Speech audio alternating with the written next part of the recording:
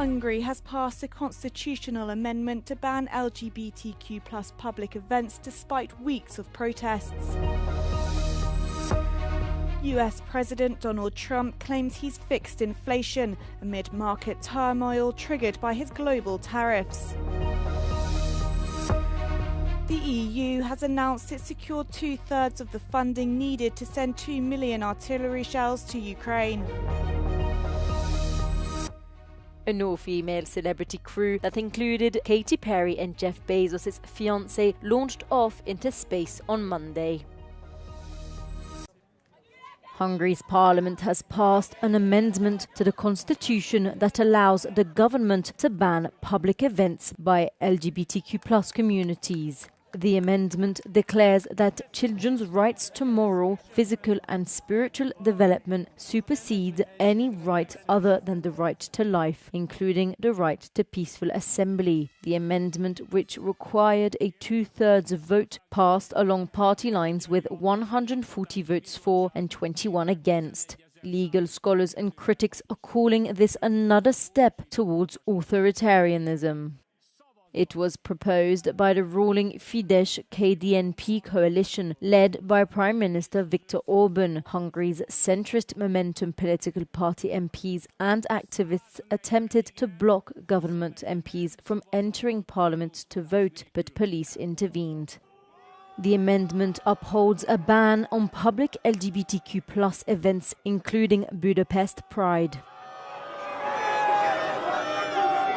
Ilyen elemi indulatot váltott ki belőlem, amire úgy érzem, hogy függetlenül attól, hogy milyen stratégiai megfontolásaim vannak, valahogy ezt le kell vezetnem, és valahogy részt kell vennem a társadalmi ellenállásban, ez ellen a tényleg szörnyűséges törvényjavaslat ellen. Szerintem Magyarország már túllépte azt a határt, ahol átfordultunk demokráciából, talán még az autokráciából is egy nem egy jó irányba.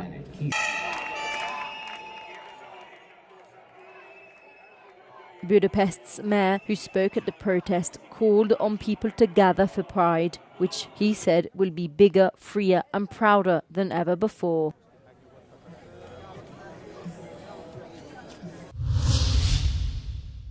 US President Donald Trump claims he's fixed inflation, despite the recent market turmoil triggered by his enactment of global tariffs.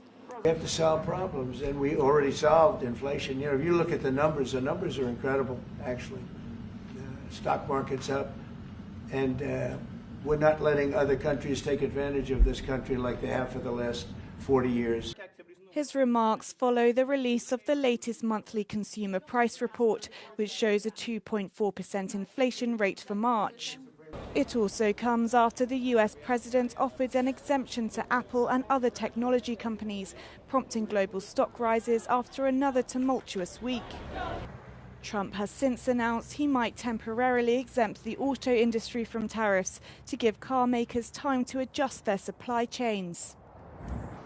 However, many economists remain reluctant to view a single consumer report as evidence of a broader trend and continue to fear that Trump's tariffs will raise prices and harm the economy. China's leader Xi Jinping has arrived in Vietnam for a 2-day state visit. He received a high-level welcome in Hanoi, including a formal ceremony with Vietnam's Communist Party leader To Lam. The visit kicks off Xi's tour of Southeast Asia amid ongoing trade tensions with the US. Vietnam is one of the biggest beneficiaries of countries trying to decouple their supply chains from China, with many businesses choosing to relocate to Vietnam. That's why the US views Vietnam as a backdoor for Chinese goods. It was hit with 46% tariffs under Trump's order before the 90-day pause. In an editorial, Xi stressed his commitment to global trade, warning against tariff wars, referencing recent US moves under President Trump.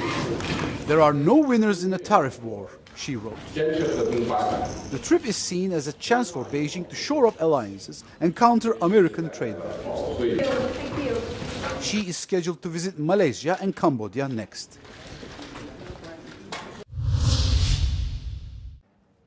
The European Union has secured 2/3 of the funding needed to send 2 million artillery shells to Ukraine, Vice President of the European Commission Kaja Kallas said on Monday. She urged countries to increase their military support as the United States is pulling back. Speaking after a meeting of EU foreign ministers in Luxembourg, Kallas commented on when the shipment should be delivered to Ukraine. As soon as possible is the short answer, because they need it now. I mean, because these attacks are going through, there are civilian casualties in great numbers. That's why they need the ammunition. That's why they also need the air defense. Around €5 billion will be needed to reach the goal by the end of the year. The ammunition plan is seen as the most realistic part of Kallas's €40 billion proposal from March, which not all EU leaders fully support. At least 9 people have been injured in Russian overnight strikes on Ukraine's port city of Odessa, according to the country's state emergency service. The attacks also started fires and damaged homes, businesses and medical facilities. Ukraine's Air Force reported on their Telegram channel that Russia launched 62 drones affecting the regions of Odessa, Donetsk and Kharkiv. 40 were shot down while 11 went off radar, they reported.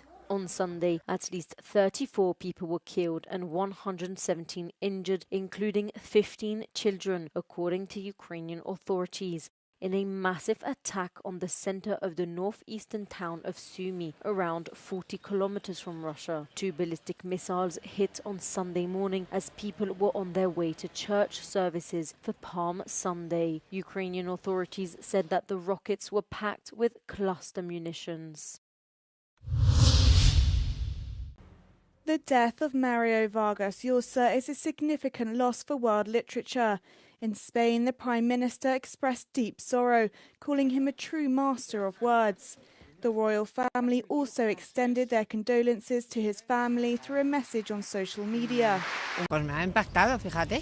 Me ha impactado porque a mí me encanta Mario Vargas Llosa, me chifla. Ha habido obras de él que me han puesto malísima, como La fiesta del chivo, que me pareció tremenda, pero luego es un tío que La tía Julia y el escribidor, por ejemplo, es una maravilla. Tiene obras muy representativas de la literatura española, pero sobre todo a mí me gustaba él personalmente. Muy grande, la lengua hispanoamericana, la lengua castellana, vamos. De sus novelas, todas ellas, los artículos que escribía, La piedra de toque que escribía, por ejemplo, en El País, que era maravillosa, pues novelas desde Conversaciones en la Catedral, La Casa Verde, etcétera. Soy un gran fan de él y estoy muy triste por su muerte. Mario Vargas Llosa's work is also influenced by European books. Living in cities like Paris and London shaped the writer's life. Also, his later years in Spain. Darío Villanueva, former head of the Royal Spanish Academy, told Euronews that his work is the best Spanish literature of the last century. In Madrid, Roberto Macedonio, Euronews. Ecuador's President Daniel Noboa has won re-election by a clear margin. Results from Sunday's vote give the conservative leader around 56%. His opponent, Luisa González, alleges fraud and demands a recount. Noboa, known for tough anti-crime policies, now gets a full 4-year term. Electoral authorities reported voter participation of more than 80%. Soaring crime was the key issue for voters. An all-female celebrity crew that included Katy Perry and Jeff Bezos' fiancée Lauren Sanchez launched off into space on Monday before coming quickly back down to Earth on the same day. It was the latest wave of Bezos' space tourism in which the women travelled in Blue Origin's capsule. The New Shepard rocket, which blasted off from West Texas, could be seen being cheered on by Khloe and Kris Kardashian. Even after the latest launch, women represent barely 15% of the more than 700 people who have travelled into space.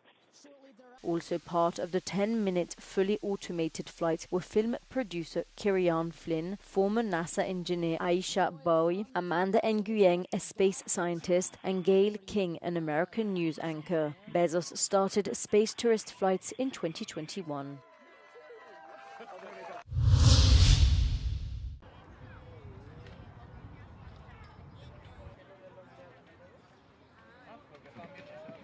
What if the blows to women's rights in Europe also had an economic origin?